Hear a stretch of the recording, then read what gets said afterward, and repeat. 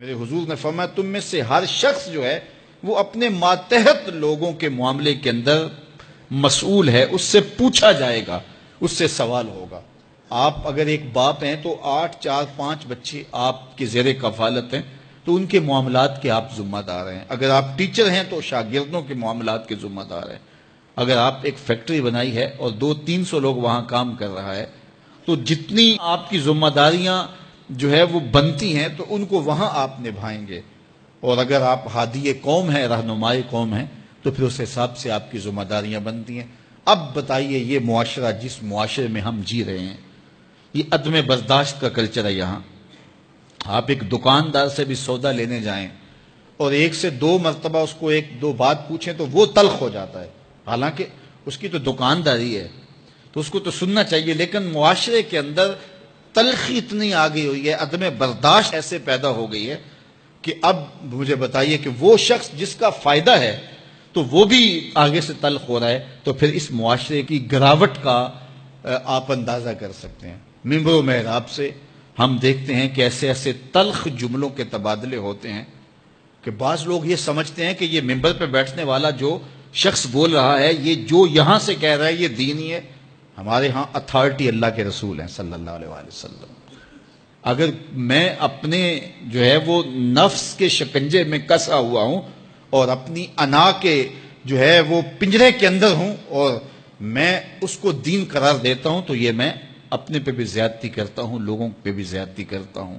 میرے کارواں ہے میرے حجاز اپنا، اس نام سے باقی ہے آرام جاں ہمارا۔ تو ہمارے لیے وہ سند ہے۔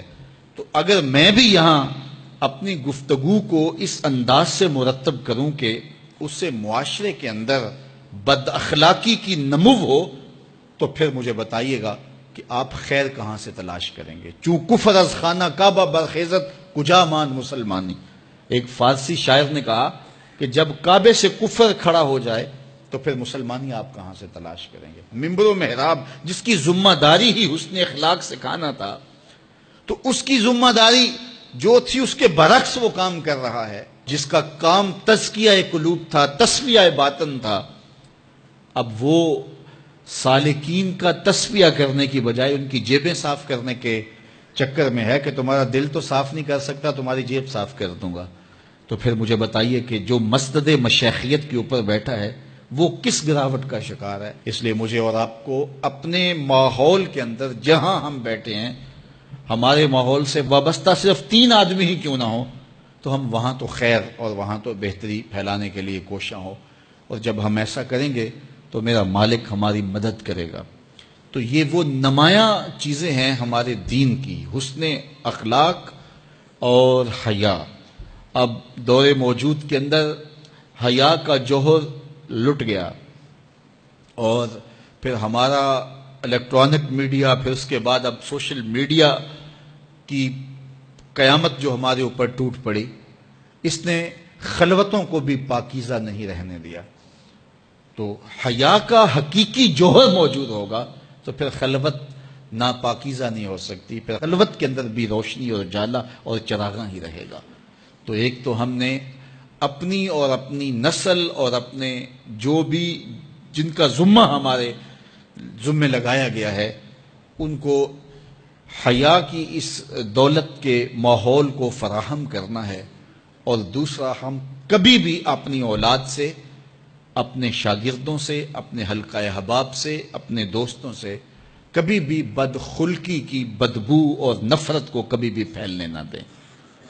جس سے آپ کا اختلاف بھی ہے اس کے ساتھ بھی اس نے سلوک کرنے کی تلقین کی گئی ہے۔ وَجَادِلْهُمْ بِالَّتِي هِيَ أَحْسَنُ، حالانکہ مجادلہ ہے ان سے، لیکن یہاں حسن نہیں کہا، طلباء موجود ہیں، احسن اس میں تفضیل کا صیغہ ہے، سپرلیٹو ڈگری، یعنی آپ جس سے مجادلہ بھی کریں تو اس میں صرف حسن ہی نہیں ہے بلکہ احسن، یعنی اس سے مجادلے میں بھی تمہارا انداز اتنا خوبصورت ہو کہ دل مو لینے والا ہو۔ تو دور موجود کے اندر جہاں ہم اپنے ہمسایوں سے، رشتہ داروں سے، اپنے ملنے والوں سے، معاشرے میں، چلتے ہوئے بازار میں، گزرگاہوں میں لوگوں کے ساتھ رویے، تلخ جملے اور جو ہمارا انداز تکلم ہوتا ہے، یہ ہمارا دین کیا کوئی بھی صائب معاشرہ اس کی اجازت نہیں دیتا. اس لیے ہم خوبصورتی کو اپنا شعار زندگی بنائیں اور اپنے رویوں میں جمال پیدا کریں، رویوں میں خوبصورتی پیدا کریں، تاکہ ہماری بولی روحوں کے اندر اترے اور من میں روشنیوں کا ساماں کرے.